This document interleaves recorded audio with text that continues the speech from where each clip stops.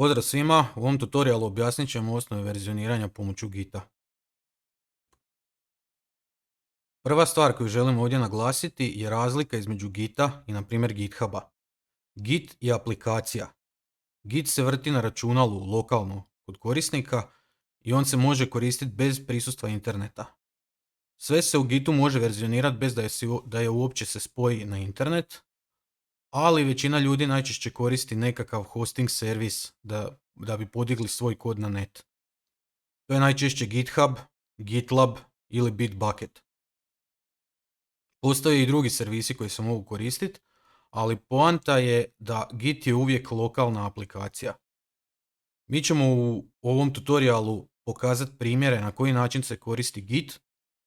Prvi dio će biti odrađen lokalno, uopće nećemo praviti GitHub repozitorij ili GitLab repozitorij, nego ćemo sve odraditi lokalno unutar foldera, a kasnije ćemo onda podići taj naš lokalni repozitorij na neki od hosting servisa. Ovdje ćemo koristiti GitLab i pokazat ćemo kako se otvori na njemu account, kako se na njemu napravi novi projekt, podigne taj naš repozitorij na njega i kako onda možemo koordinirati rad više ljudi pomoću takvog udaljenog repozitorija. To se inače u Git terminologiji još zove i remote. Biće dosta različite terminologije, većinom su engleske riječi i to je nešto što jednostavno morate naučiti. Recimo da započinjemo sa nekakvim jednostavnim projektom. Ovdje imamo Students App projekt, on se sastoji od jednog jednostavnog Python fajla i njegov cilj je jednostavno da imamo dvije klase za studente. Recimo imamo klasu Course u kojoj je klasa koja će sadržavati naziv i kod nekakvog kolegija i popis studenata. Znači sadržavat će objekte studenata. I onda ovdje dolje imamo klasu Student i ona se sastoji od imena, prezimena i koda tog studenta i sadrži popis kursova u koje je taj student uključen. I recimo da onda imamo nekakav jednostavan main u kojem definiramo popis studenata, napravimo u ovom slučaju 7 studenata sa imenom, prezimenom i nekim njihovim brojem i napravimo 2 kolegija sa imenom i kodom tog kolegija i za svakog studenta u listi ovih studenata pozovemo enroll metodu koja će ga učlaniti, upisati u odabrani kurs.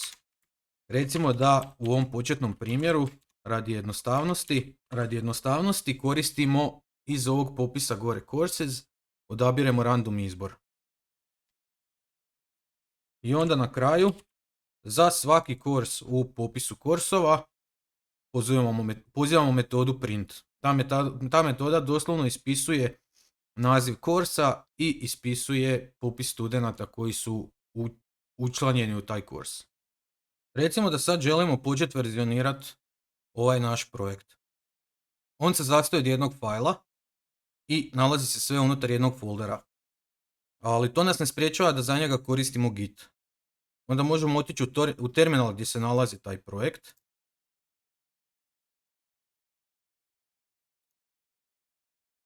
I sad vidimo da u terminalu ls naredba nam vraća samo folder student.seb. Ovo još uvijek nije Git repozitorij. Da bi to postao Git repozitorij, mi moramo ući u naš projekt i sad sa naredbom git init ovo postaje Git repozitorij. Ako pogledate što se nalazi u tom direktoriju, nalazi se samo jedan Python file. Ali ono što je skriveno, nalazi se i .git direktorij i u tom direktoriju se nalaze svi podaci o našem Git repozitoriju. Ovdje se pamti kompletna povijest projekta, pamti se koji su sve fajlovi koji se prate, koje brancheve imamo, znači svi podaci o samom Gitu se nalaze u ovom direktoriju. Jedna od najbitnijih naredbi koje možemo koristiti je git status. Git status nam govori u kakvom je stanju trenutno naš repozitorij. U ovom slučaju git status nam kaže da smo na branchu master, da još uvijek nemamo nikakvih commitova i da postoje fajlovi koje ne pratimo. Sad svi ovi pojmovi će postati jasniji malo kasnije. Prva stvar, branch. Branch označava situaciju u kojoj možemo imati više različitih verzija našeg koda koje Git prati paralelno. I mi onda promjenom brancha, to je promjenom grane, povlačimo određenu verziju našeg koda. Commitovi. Commit je jedna cjelina koja se zapisuje kao izmjena. Commit ne mora biti na jednom fajlu. Commit može uključivati više fajlova i svaki commit je u biti jedna samostalna cjelina koja označava neku promjenu unutar repozitorija. To će isto biti jasnije kasnije. Dalje imamo untracked files ili nepraćeni fajlovi. Git po defaultu prati samo one fajlove koje mu mi eksplicitno kažemo da treba pratiti. Svaku izmjenu koju mi napravimo na ovom main.py fajlu, Git nju neće pratiti, neće ju primijetiti, dok mu mi jednom ne kažemo da on počne pratiti taj fajl. I dalje nam status kaže da nemamo ništa dodano u commit, ali postoje fajlovi koje ne pratimo. I kaže nam da koristimo git add kako bi ih pratili. Sad mi možemo reći git add main.py. I ako sad kažemo git status, on nam ponovo kaže na branchu master smo, nemamo commitova, ali postoje izmjene koje će biti spremljene. Mi sad možemo ovaj file main.py možemo ga commitat. Commitat znači da možemo napraviti nekakvu cjelovitu promjenu koju želimo zapisati u povijest ovog projekta. Budući da smo tek inicijalizirali projekt sa onom naredbom git init, u ovom slučaju još nemamo commitova i onda je nekakva praksa, konvencija da se prvi commit nazove initial commit. Naredba ide git commit i sad kažemo crtica m što označava message i u navodnicima kažemo koja je to poruka koja će opisivati ovu izmjenu. U ovom slučaju nazvat ćemo ga initial commit.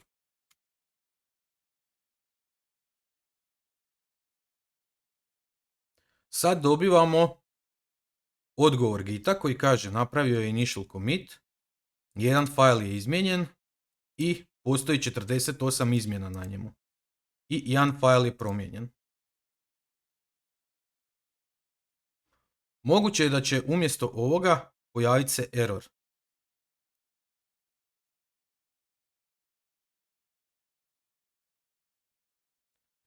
Error će se pojaviti u situaciji kada Git još ne zna tko smo, jer je na primjer tek instaliran.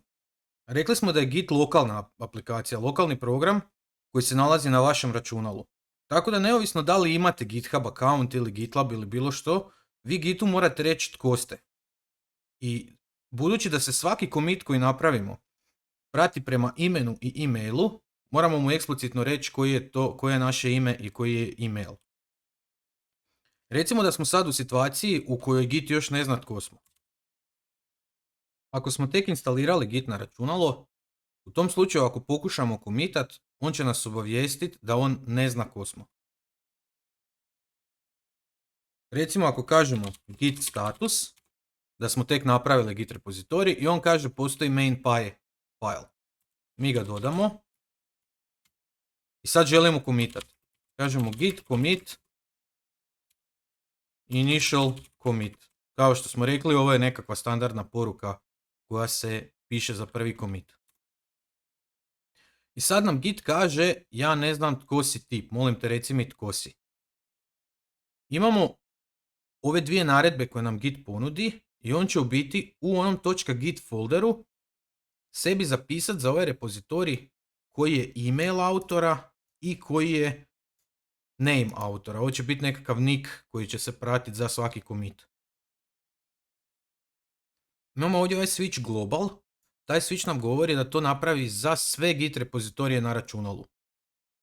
Znači ako koristimo taj global, u tom slučaju onda će on postaviti user i email za sve Git repozitorije na računalu.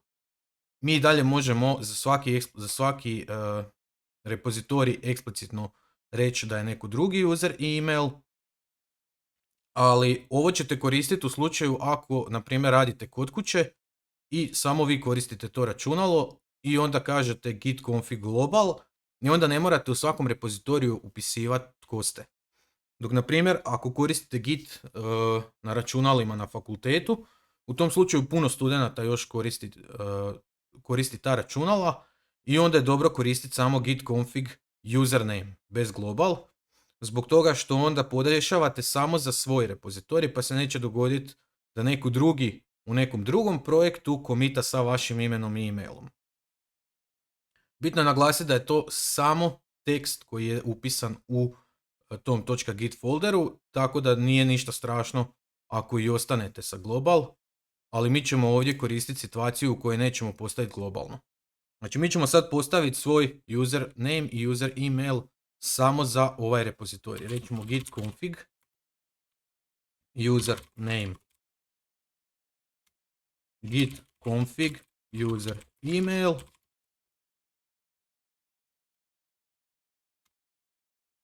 i sad kad smo mi njemu rekli tko smo, kad smo mu rekli koji nam je user email, ako mi sad povučemo gore sa strelicom prema gore možemo prolaziti kroz history.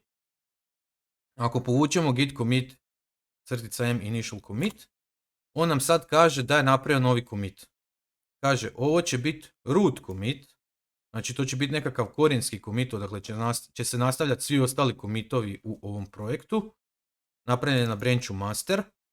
Ovo je nekakav njegov identifikator i on je initial commit. Dalje nam kaže da je jedan file promijenjen, imamo 48 dodanih linija u taj file i napravljen je jedan file koji se zove main.py. Sve commite koje imamo u nekom repozitoriju možemo provjeriti sa git log.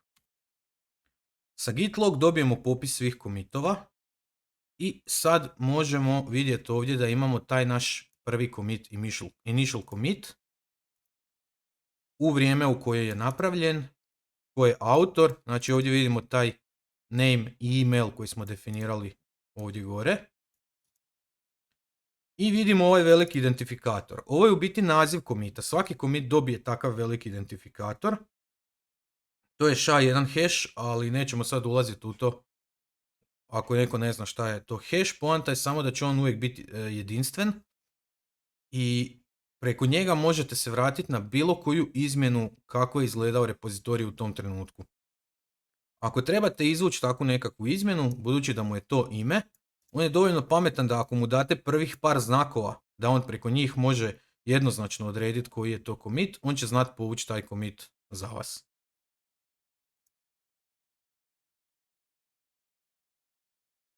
Ok, sad smo napravili naš prvi repozitorij i napravili smo naš prvi commit. Ako sad odemo u kod i sad recimo pokrenemo ovaj naš projekt i on nam ispiše koji su to studenti koji su učlanjeni. Sad mi tu primijetimo nekakvu grešku, recimo krivo smo postavili imena i želimo to promijeniti. I mi sad dođemo tu i promijenimo, ne znam, Ivana Ivić, ovog nazovemo Marina Ivić, ovog nazovemo Marin Marković. Ako to snimimo i vratimo se nazad u terminal, sad možemo vidjeti koje su izmjene. Prvo uvijek krećemo sa git status. To nam je najčešće korištena naredba, ona nam govori koje su promjene. Sad vidite da sad imamo change is not staged for commit. Znači on je prepoznao nekakve dodatne izmjene koje su na main.py failu. On kaže da je on promijenjen. I taj main.py file vi možete provjeriti koje su to promjene koje su se našle. On taj file prati zato što smo mi njega jednom već dodali. Imali smo onu naredbu git add main.py i on je sad, kako smo ga komitali, on je počeo pratiti izmjene na tom failu. Svaka nova izmjena koja se dogodi, on će prepoznati da se dogodila izmjena i sad mi sa git diff možemo vidjeti koje su to izmjene. I ovdje sad vidite da on pokaže koji je to file na kojem su se dogodile izmjene. On kaže još ovdje koje su točno linije izmijenjene. Znači vidimo da su ove 3, on ih prati kao obrisane i ove 3 nove linije su dodane. Znači on možda neće uvijek prepoznat da je samo nešto u liniji promijenjeno, ali uvijek će prepoznat da je se promijenila određena linija. I sad budući da te izmjene mi želimo spremiti, mi sad možemo reći git add main.py. Kako znamo da je baš main.py? Pa zato što nam je git status ovdje gore rekao da je main.py modificiran. I ako mi sad promijenimo, ako odemo add main.py, sad ako kažemo git status, status nam govori da postoje promjene na branchu master i promjene koje će biti komitane, znači promjene koje ćemo dodati u commit su main.py. Znači main.py je izmijenjen. U ovom slučaju mi sad možemo napraviti novi commit koji će spremiti te promjene. Bitno je da git diff pokazuje promjene na trenutnom indeksu, znači na onom što će biti stageano. Sve promjene kad ih addate, kad kažete git add, kad on kaže da je to modified, onda on više neće pokazivati te izmjene zato što on računa da ćete ih sad vidjeti. Ako kažete git diff, on ne pokaže ništa. Znači sad nema izmjena, ne zato što taj file nije promijenjen, nego zato što smo ga dodali u stage i sad on zna da će te izmjene biti komitane i onda će on prikazivati samo one promjene koje su u odnosu na trenutni stage. Znači mi sad možemo reći git commit_m i sad snimimo te promjene. Kažemo na primjer change student names. Nekakva je konvencija da uvijek se koristi present. Ova commit poruka bi trebala biti relativno kratka, do nekih 60 znakova, zato što je ona je tekst koji će se u biti prikazivati na popisu svih commitova kad ih, dignete na primjer na GitHub i slično. I neka konvencija je da commit message treba pokazivati što taj commit mijenja. Znači ne šta smo mi kao autor commita napravili, nego što mijenja taj commit. Zato se koristi present, zato što ako se ovaj commit primjeni, onda taj commit mijenja imena studenata. Zato nećemo napisati changed student names, nego change, znači u prezentu. Kad stisnemo enter, on napravi novi commit i kaže jedan file je promijenjen, dodane su 3 nove linije i 3 linije su obrisane. Ako sad kažemo git status, on nam kaže na branchu master smo, ništa nemamo za commitat, working tree je clean. Working tree je u biti sve izmjene koje se nalaze u repozitoriju u odnosu na zadnji commit i u odnosu na stage. Znači on ovdje neće prikazivati koje izmjene postoje ako smo ih dodali. Ako sad kažemo git log, sad vidimo da imamo 2 commita. Imamo commit ovaj novi koji ima poruku change student names i ponovo imamo ovog autora i email koji su napravili taj commit. Vidite da jednom kad smo u repozitoriju postavili one dvije naredbe config username i config user email, u tom slučaju onda više ne moramo to postavljati za svaki commit, on to sad zapamti za taj repozitorij. I dalje vidite da je sad ovaj commit dobio drugačiji identifikator i mi se sad možemo vratiti na bilo koji od tih commitova. Sad bih htio pojasniti što točno predstavlja taj stage. Recimo da sad odemo nazad u ovaj naš student sep, u kod, i da sad u kodu kažemo ovako. Dodat ćemo još 2 studenta ovdje i stavit ćemo im neka imena, recimo da je Marina Marković i recimo da je ovaj Marijana Marijanović. I ako to sad spremimo, sad ako se vratimo nazad u terminal, sad kažemo git diff da nam pokaže izmjene, on nam pokaže da su te dvije linije promijenjene. Ako mi kažemo git status, on nam pokaže da imamo promjene koje nisu stageane za commit, imamo promjene na main.py failu. Pokazuje dvije linije su izmijenjene. Recimo da mi sad želimo spremiti te promjene u novi commit. Kažemo git add main py. Sad kažemo git status. On nam kaže da je main py izmijenjen. I da će sad ove promjene koje smo addali biti dodane u commit. Što bi se dogodilo ako mi sad odemo nazad u kod i sad, na primjer, promijenimo neku od prethodnih linija. Kažemo, na primjer, ovdje je Ivana, Ivić, Ivica, nema veze. I to sad spremimo. Ako se vratimo nazad u terminal i kažemo git status, sad imamo situaciju u kojoj nam on kaže changes to be committed, modified main py, changes not staged for commit, modified main file. Kak sad imamo isti file da će i bit commitan i da imamo promjene koje nisu stageane za commit. Pa zbog toga što u trenutku kad smo dodali one dvije linije, on je takvu verziju spremio u stage.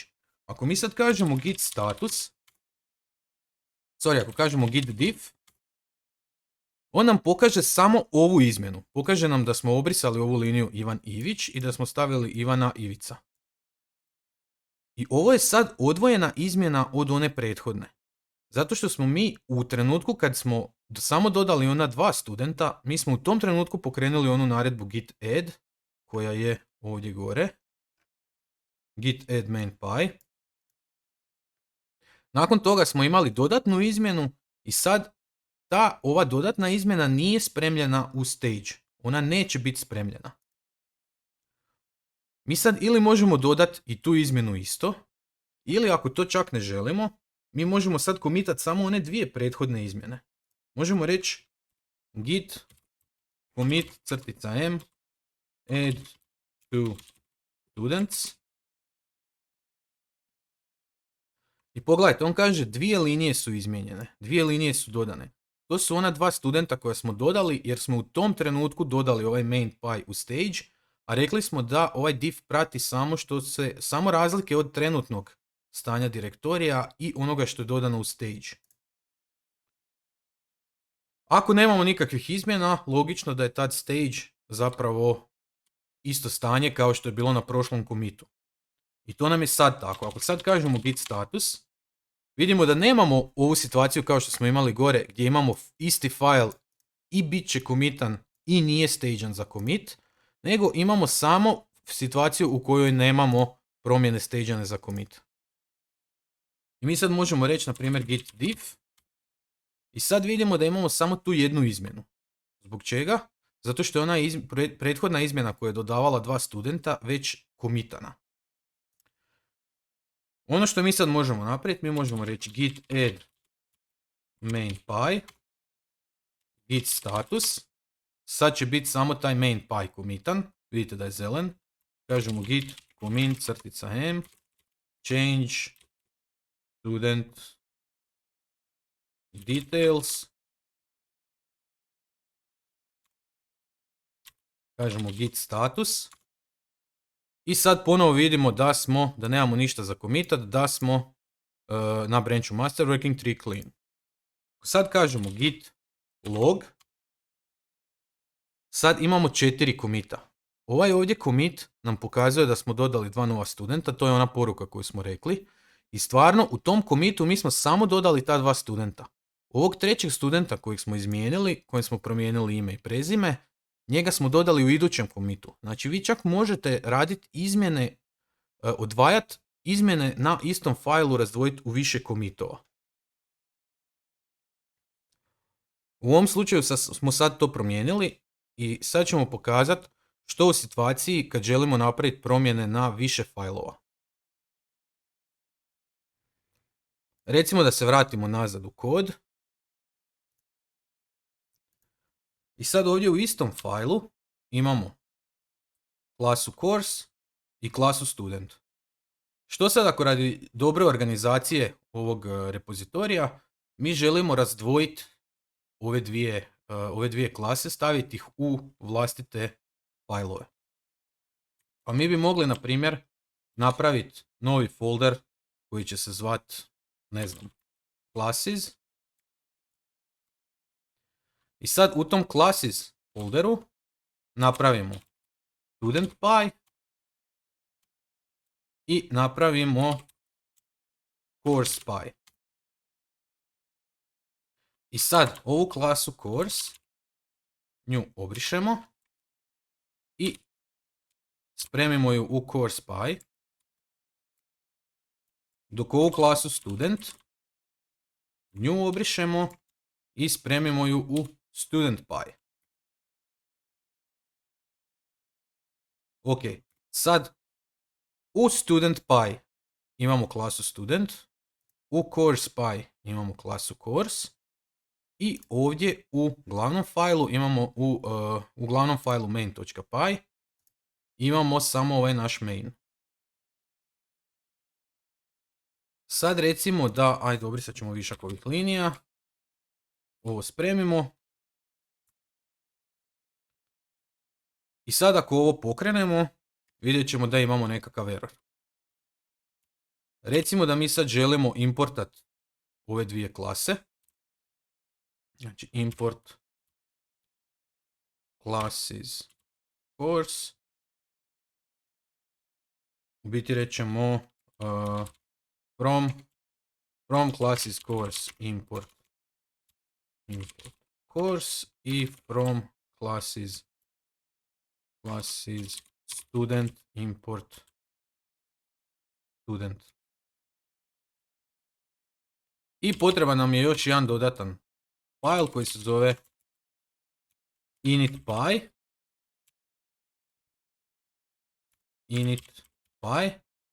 koji se treba nalaziti u toj classes, u tom classes folderu kako bi nam rekao, kako bi Pythonu rekao da je to modul iz kojeg se može povući ove studente, ove klase u biti. Dobro, ovdje imamo još jednu grešku, znači ne trebamo imati ovo ispred. Pokrenemo i vidimo da program ponovo radi. I sad recimo da mi želimo spremiti izmjene tako da prebacivanje ovih klasa u odvojeni folder, ovih failova sa tim klasama, želimo sve staviti kao jednu izmjenu. Znači sad ćemo imati izmjenu koja će kačiti više failova. Recimo da sad odemo nazad u terminal i sad kažemo git status. On kaže modified main.py, ali nam kaže untracked files classes. Ovaj znak na kraju, ovaj slash, označava da se radi o folderu. Sad on vam napiše samo classes, zato što je cijeli folder novi. On cijeli folder ne prati, do sad nije morao gledati na njega, ovo je nešto novo. I zato vam on neće izlistati svaki pojedini file, on će vam izlistati da se radi o cijelom folderu. Ako kažemo git diff pokazuje da su se izmijenile, da se izmijenio samo main.py. Vidite da su samo obrisane ove dvije klase. Ali git diff nam ne pokazuje gdje se sad te dvije nove klase nalaze. Zato što nismo rekli, ako ponovo kažemo git status, nismo rekli da on prati taj folder classes. Inače ovdje kad kažemo git diff, može se pokazati ovakav prikaz gdje imate ovu dvotočku dolje. To označava da je on to otvorio u svom jednom pregledniku koji se zove less i vi sad možete sa Q izići iz tog pregleda. Ovdje je zanimljivo da na primjer Ctrl+C ne radi i slične stvari, nego samo sa Q možete izići. Sa Q izićete iz tog pregleda. Šetate se normalno sa strelicama gore dole po prikazu tog pregleda. Git status nam kaže kako je promijenjen main.py i kako imamo untracked files u ovom folderu classes. Mi sad normalno želimo spremiti ove promjene. Kažemo git add main.py, kažemo git status i ako kažemo git add classes, on će dodati cijeli folder. Ako kažemo git status, on nam pokazuje sad da imamo nove fajlove. Novi fajlovi su naš student.py, naš course.py i ovaj init.py koji smo morali napraviti zbog toga da možemo importat iz foldera kao modula, da možemo importat naše dvije klase. Ovo je više stvar Pythona nego što je Gita, ali je dobar primjer da vam pokaže što sa failovima koje ne želite. Zato što Python radi na način da on kad imate klase u određenom modulu kao što su ovdje course i student, on koristi PyCache, on sebi napravi nekakav bytecode od njih kako bi ih brže mogao importat, kako bi kod brže radio. Ali on ovaj file koji izbude u PyCache-u, ovi koji završaju sa pyc, on će taj py.c file kreirat svaki put kad pokrene, kad se program pokrene. Što znači da ako ti failovi ne postoje, on će onda njih iznovo kreirati. I to je nekakav, mogli bi ga nazvat, file koji je deriviran iz nekog drugog fajla. On će se uvijek izgenerirat kad se pokrene program gdje imamo nekakve module koje koristimo. I ovo nije nešto što mi želimo u našem repozitoriju. Zato što ako to sad dodamo u repozitorij, on će svaki put primijetiti promjene na tome. Recimo da mi svaki put kad napravimo izmjenu, on će svaki put primijetiti promjene na tome i obavještavat će nas da imamo puno izmjena, a te izmjene zapravo nisu nama semantički relevantne. Te izmjene nama ne znači ništa, to su jednostavno izmjene na iskompiliranom failu. Isto tako kad radite projekt koji je tipa u C, u C Sharpu i slično, svi oni binariji koji se dobivaju kompiliranjem, njih nećete držati u repozitoriju zbog toga što vam ne trebaju. Zato što svaki put kad ponovo pokrenete build, on će vam izgenerirati te failove iznova. A ovak će vam samo smetat. I zato postoji nešto što se zove git ignore. Znači mi možemo u jednom failu reći gitu da te promjene ignorira. Da ignorira određeni set failova. Mi sad možemo ovdje napraviti, sad primijetite da smo, kažem ls, vidite da smo ovdje gdje je classes i main.py. Znači mi smo sad u nekakvom našem rootu projekta. Root projekta je, ako pokažemo sve, root projekta je uvijek onaj folder gdje se nalazi .git repozitorij. Mi sad možemo reći touch git ignore i sad ako taj file otvorimo u našem kod editoru,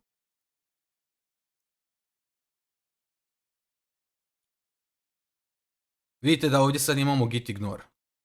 Ako njega otvorimo, mi sad njemu možemo reći koji file želimo ignorirati. Mi možemo na primjer reći classes PyCache zvijezdica. Znači mi ćemo mu sad reći, nisam dobro napisao ovako, mi ćemo mu sad reći da ignorira sve što se nalazi u ovom PyCache direktoriju. Pogledajte, to je tu classes PyCache, ima 2 underscora. Znači napišemo classes PyCache. Ove putanje koje upisujete uvijek idu iz roota repozitorija. To je tamo gdje se nalazi .git ignore file i gdje se nalazi .git folder.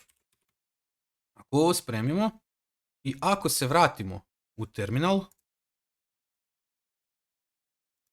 ako kažemo git status, on kaže sad imamo untracked file git ignore. Ali i dalje nam prikazuje ove naše PyCache failove. Zato što su već dodani u stage. Oni će biti commitani jer smo ih već dodali. Mi to ne želimo. Zato mi možemo reći git reset i onda će on sve promjene koje smo dodali u stage, koje smo pripremili za commit, poništiti. On neće mijenjati failove na disku, osim ako koristite neki od switcheva hard koji ćemo spomenuti kasnije. On će samo maknuti to iz stage-a. Ako kažemo git reset, kažemo git status, pogledajte šta sad imamo. Znači, nakon git reset, on je maknio sve failove koji su dodani u stage. Znači, on je maknio sve izmjene koje smo dodali u stage, pripremili za idući commit. I sad nam git status kaže ponovo da imamo main.py koji je promijenjen i da imamo untracked files, ovaj classes. Recimo da mi sad kažemo git add classes. Git status. Git add classes je dodao cijeli folder classes, ali u ovom slučaju mi smo mu rekli ovdje, u onom .git ignore failu da on ignorira sve što je u classes PyCache. I sad vidite da on uopće nije ni pokušao dodat one failove koji završavaju sa pyc, ova 3 koja su bila ovdje.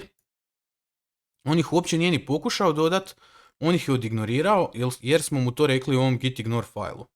E sad, taj git ignore file, on je kao i svaki drugi file. On nije nešto što je lokalno spremljeno u git kao nekakav setting. On je doslovno file koji sadrži popis svih failova koje git želi ignorirati. I zato, kad napravimo neku promjenu na git ignoru, onda je cilj da i taj git ignore isto dodamo u commit, zbog toga što kad neko drugi povuče naš repozitorij, a nema taj git ignore file, njemu onda neće on raditi ignore svih tih putanja koje smo mu zadali. A cilj je da kad neko povuče naš repozitorij, kad nekom pošaljemo naš projekt, da može nastaviti raditi na tom projektu u istoj situaciji u kojoj smo mi ostavili projekt. Zato je bitno paziti koji failovi će na kraju završiti u repozitoriju, a koji failovi će ostati samo lokalno. Da sad ovo komitamo, ovaj commit bi napravio samo jedan novi commit koji mijenja ova 3 fajla, koji dodaje ta 3 fajla. Ali ovaj main py bi ostao kakav je i git ignore ne bi uopće bio dodan. Zato ćemo mi dodati njih. Rećemo git add main.py git status. Vidimo da mi ostaje još samo git ignore. Sad možemo reći git add git ignore git status. I sad ovih 5 fajlova možemo komitat kao jednu izmjenu. Možemo reći git add, možemo reći git commit i kažemo move student and course classes to module. Znači mi ćemo logiku ovih student i course klasa u modul. Sad ako to komitamo, kad kažemo git status, vidimo da nemamo nikakvih više izmjena. Kažemo git log, on nam pokaže da ovdje imamo taj commit koji nam je definirao, u kojem smo maknuli student i course klase u ovaj modul. Ako odemo nazad u naš projekt, dođemo u main, vidimo da nam se ništa nije mijenjalo. Znači, projekt nam i dalje izgleda kakav je bio nakon što smo napravili ove dvije izmjene. Ok, recimo da sad želimo hostati ovaj naš projekt na nekom udaljenom repozitoriju. Recimo napravit ćemo account na GitLabu i onda ćemo ga podići na GitLab. Odićemo u browser, odemo na gitlab.com i odemo na register.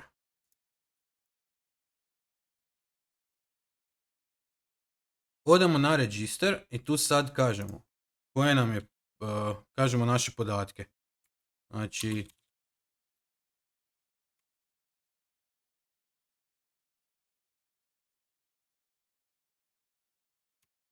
i postavimo neki password.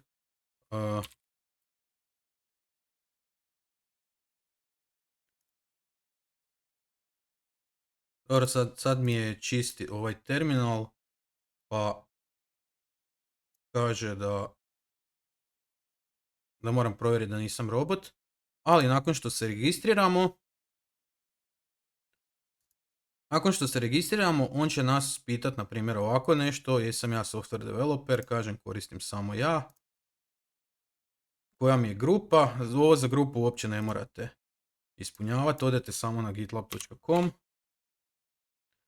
i sad ćete biti ulogirani. Jedino što trebate potvrditi, ono klasično, trebate potvrditi svoj account koji je otišao na vaš mail, tako da ću ja to sad napraviti.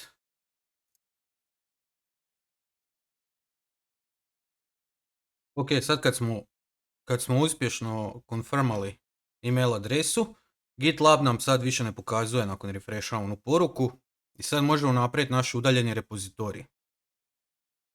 Imamo ovdje ovaj new, odaberemo new project i sad možemo odabrati ime projekta.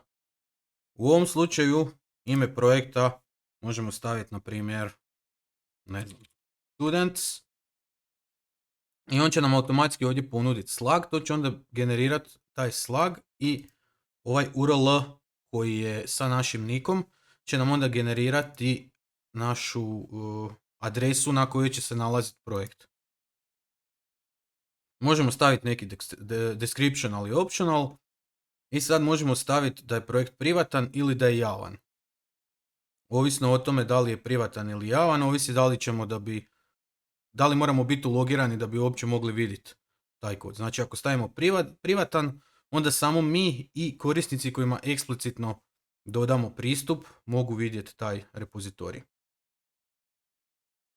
I sad imamo opciju da inicijaliziramo repozitorij sa readmijem. U slučaju da već imamo lokalni repozitorij kao što mi imamo sada, onda nećemo inicijalizirati repozitorij sa readmijem zato što će nam on napraviti novi commit koji će se razlikovati od onog root commita s kojeg smo mi krenuli i onda nećemo moći tako lako spojiti te dvije povijesti. Tako da ovo ćemo ostaviti za sad prazno. I kliknemo na Create Project.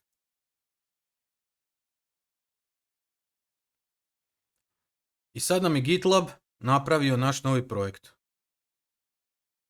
On nam isto ovdje kaže da možemo reći ovako koji je git config, ali ovo username i email smo već postavili pa to ne moramo raditi ponovo. I sad nam daje različite ove naredbe šta možemo napraviti. Ako kreiramo novi repozitorij, onda možemo izvršiti ovo. Ako imamo postojeći folder, možemo napraviti ovo. Nas zanima ovo. Pušamo postojeći git repozitorij.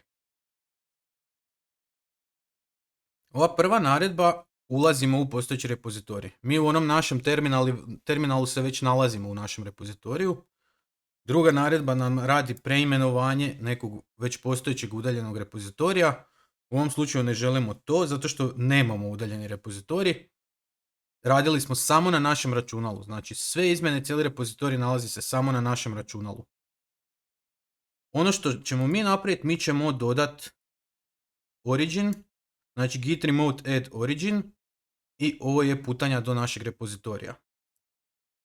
Kopiramo ovo i odemo u terminal.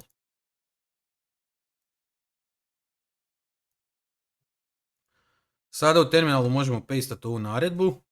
Kad ju pokrenemo, možemo reći git push origin master. On nas pita za username i pita nas za password.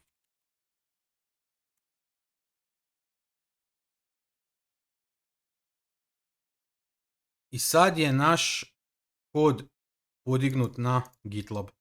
Ako refreshamo, ako odemo nazad u Chrome i ako sad refreshamo naš repozitorij, vidimo da su naši kodovi ovdje i vidimo da sad imamo ovdje 5 commitova. Znači možemo otići tamo na commits i onda vidimo te commitove. Samo malo da smanjimo. I ovdje možemo za svaki commit vidjeti koje su u njemu izmjene. Znači vi sad možete vidjeti da je u ovom commitu dodan git ignore sa ovom linijom, dodani su course py i student py s ovim linijama i ovdje točno možete vidjeti za main py da su obrisane ove dvije klase, a dodani su importi tih klasa. Ako se vratimo nazad na repozitorij, znate da oni projekti inače uvijek imaju nekakav readme koji se ovdje dole otvara. Znači GitLab, GitHub i Bitbucket će po defaultu prikazati readme file ako postoji u projektu. Znači ga pokazati ovdje ispod. I sad pošto je ovaj remote repozitorij na GitLabu, to je isto git repozitorij, mi ovdje možemo na primjer dodati readme i onda ćemo njegove izmjene spojiti sa našim projektom lokalno. Kažemo add readme. I sad ovdje možemo odabrati da se zove readme md i napišemo na primjer naša cool student aplikacija.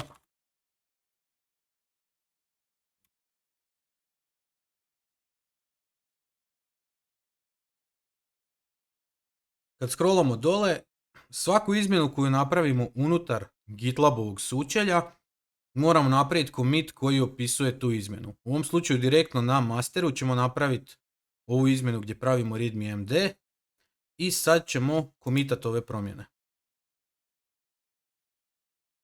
I sad kad se vratimo na naš repozitorij, vidimo da nam se... Ajde, pogasit ćemo ove stvari da ne smetaju. Znači kad se vratimo na naš repozitorij, vidimo da nam se sad automatski prikazuje ovaj readme md. E sad ako se vratimo na terminal i kažemo ls, vidimo da ovdje nemamo readme md. U Chromu imamo readme md file. Isto tako ovdje vidimo da je add readme md, da je to zadnji commit. Ako odemo u popis commitova, repozitorij, pa commits, vidimo da tu imamo commit add readme md. A ako se vratimo na terminal i u terminalu provjerimo popis commitova sa git log, vidimo kako ovdje sad nemamo taj zadnji commit. Taj zadnji commit je dodan direktno na GitLab i on se nalazi tamo. Mi ga lokalno možemo dobiti ako kažemo git pull origin master. Isto se moramo ulogirati.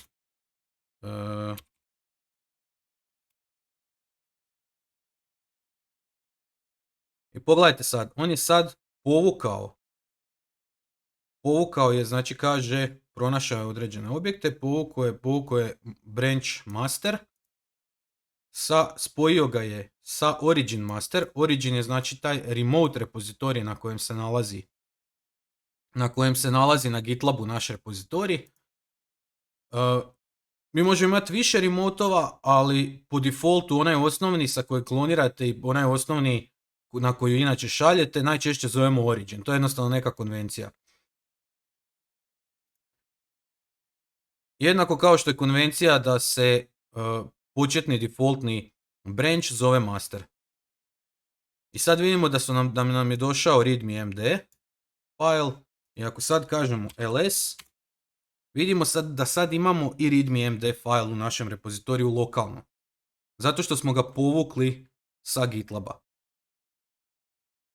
Ako sad kažemo git log, vidimo da nam je sad ovdje na vrhu ovaj naš novi commit koji smo dodali na GitLab. Sad vidite da su autor i mail drugačiji od ovih naših standardnih. Zato što je ovo nešto što je GitLab automatski dodao, on automatski doda neki svoj username i email kada se commit napravi direktno na GitLabu. Izićemo iz ovoga. I sad recimo da želimo promijeniti taj readme md. Odemo u naš kod.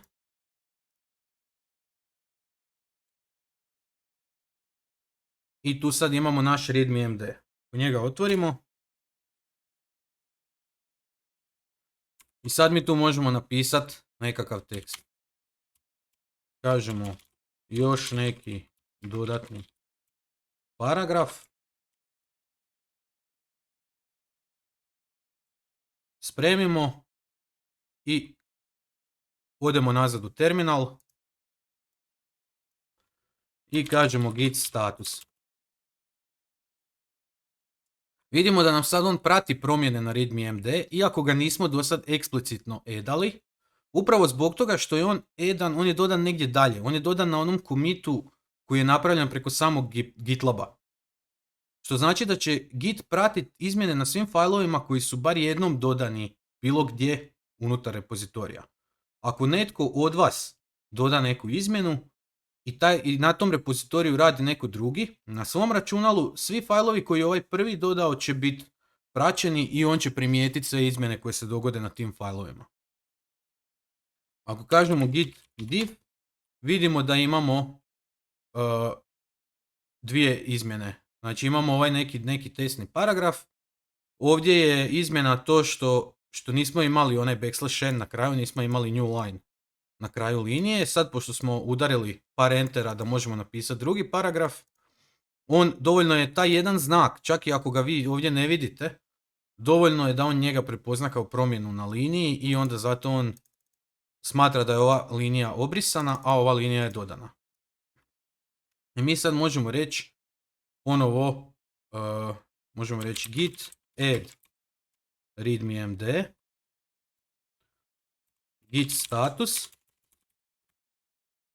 kaže da su sad izmjene stageane za commit, znači izmjene na readme.md su pripremljene za commit i klasično sa git commit možemo napraviti novi commit. Kažemo git commit crtica m, kažemo change ili update readme.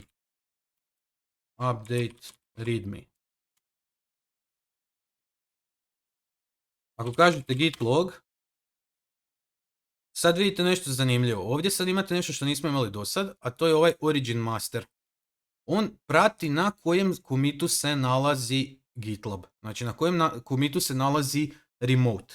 U ovom slučaju taj naš GitLab repozitorij je remote i on sad kaže GitLab repozitorij ti je ostao na ovom commitu, a ti lokalno imaš jedan commit više. Isto tako ako kažemo git status, on će nam reći da nemamo ništa za commitat. I sad mi možemo, ako odemo sad u GitLab i ako refreshamo, znači odemo na refresh, vidimo da i dalje nemamo ovaj naš commit koji imamo lokalno. Pogledajmo lokalno. Lokalno imamo update readme commit, znači ovaj ovdje, ali na GitLabu ga nemamo. Da bi ova izmjena završila na GitLabu, mi ju moramo pushat na GitLab. Git push origin master.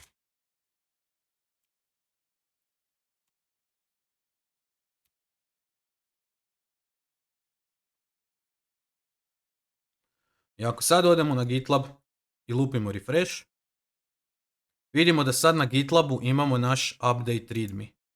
Sad je naša izmjena koju smo napravili, naš commit koji smo napravili update readme, on je sad završio na GitLabu. I ako odemo pogledati cijeli repozitorij, vidimo da sad imamo taj neki dodatni paragraf koji smo napisali lokalno. U daljnjim tutorialima pokazat ćemo kako radimo sa branchevima, kako možemo imati više brancheva, push i pull brancheva na GitLab, spajanje izmjena, korištenje više, znači kad više ljudi koristi isti repozitorij, pa ćemo onda simulirati dva različita usera pomoću dva različita terminala. I to je to. Vidimo se u idućem videu.